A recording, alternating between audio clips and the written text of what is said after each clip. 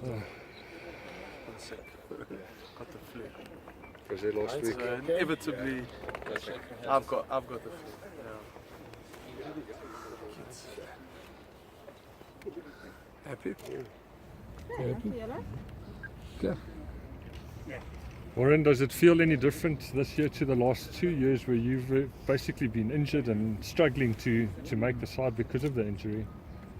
No, I haven't really thought about that, to be honest. Jacques. I guess I'm just in the moment at present, and, just focusing on being here and really grateful to get this opportunity. And obviously, playing at home is key in any type of playoff game as well. So, and we enjoy playing. It's lekker. So it's going to be lekker, and obviously just grateful to be able to play in this season. So. Do you look back though and reflect on those two? No, I haven't, I haven't this week. I haven't at all even thought about it. I've just been really focused on this weekend and the Tars as well, looking at them, looking at their structures and their plays. So yeah, purely focus on this weekend. In that moment, though, when you were watching it back then, did you sort of insert yourself into sort of match day situations? Back then, jeepers, that was tough.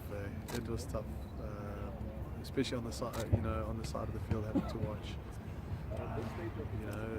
It's not easy, but that's sport and that's life. That's how things happen. And Yaku, he's missing out this year. What a player he is. That's tough. It's not easy, but hopefully we can make it special for him as well. And he's definitely left a legacy at this union. So has one or two other guys that are leaving. So it's great. It's great for us to be in this playoff game in the semi-final once again. But obviously we want to produce the goods and have a good performance. But in the back of your head, you must also think, well, okay, there's a chance you might fly on Sunday. So is the suitcase half packed? No, we purely focus on the game. We're all going to watch the Ruggers in the morning. That's what we do. We love watching. So we'll know the result, and nonetheless, whatever it is, I think in a final you give yourself that opportunity. And we saw last year. Anything can happen. Obviously, the home advantage does play a big role, but anything can happen. And you want to give yourself that shot. But we need to produce the goods this weekend. That's going to be key. Are there any lessons from previous finals matches that you can apply this year?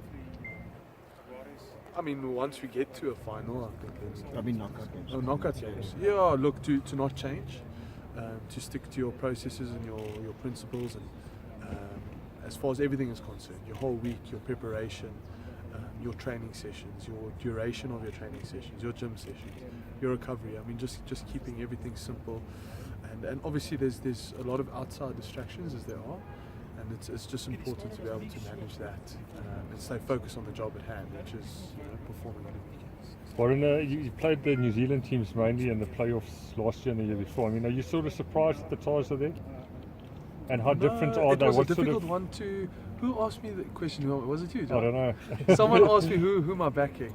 Oh yes, it was you. Yes. And that was a very difficult one to call. The game between the Highlanders and the Tars. That was the one game that was quite tough.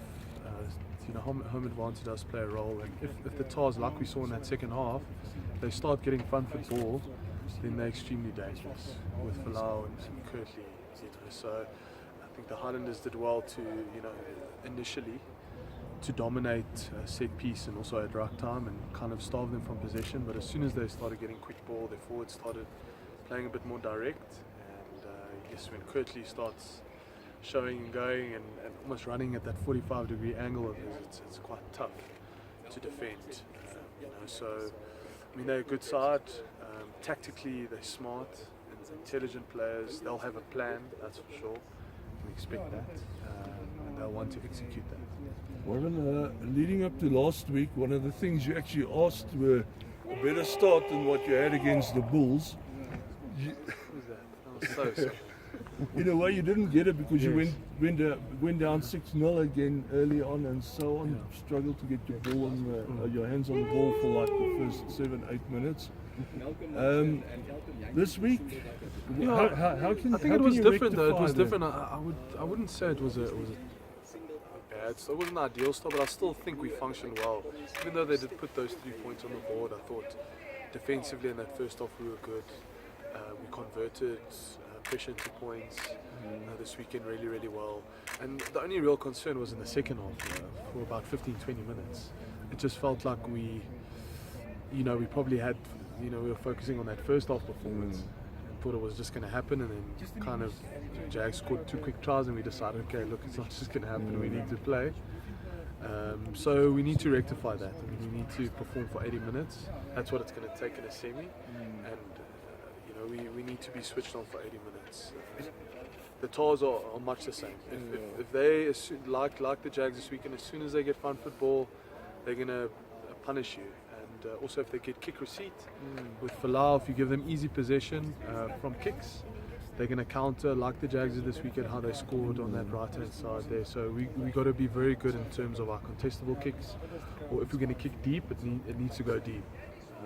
Because if they have time on the ball, they can make decisions. And I mean, they've scored plenty of tries. They're one of the top try scorers in the competition, so they can score tries, and we know that. Hello Warren, if I could ask you, does it make your job easier knowing that bulk of this group have been here before? Yes, 100%. Definitely does make it easier. It takes a lot of pressure off everyone. I mean, we've got great leaders, great decision makers, and we've been through this process, so it definitely does help. And then with guys like Apua coming in, there's obviously a Oh good yeah, I mean systems. yes, definitely you've got 1 or 2 individuals, which it might be a first time for them, but of course with that experience around them, it just kind of settles them down. And that's what we want within this group. And that's the role that the senior players play within it. And I think it's been fantastic. Those younger guys or guys that first time Super Rugby season have really put up their hands this year and have contributed just as much. Is there a concise plan in trying to limit the kickball the Waratahs do? Look, we'll do what we do. I mean, Malcolm has been phenomenal. Kwacha, Carl, we got guys that are going to make good decisions at the breakdown, and that's what it's about, is making those key decisions at come breakdown time. You also don't want to flood that breakdown because then we're short on numbers. So those decisions need to be accurate.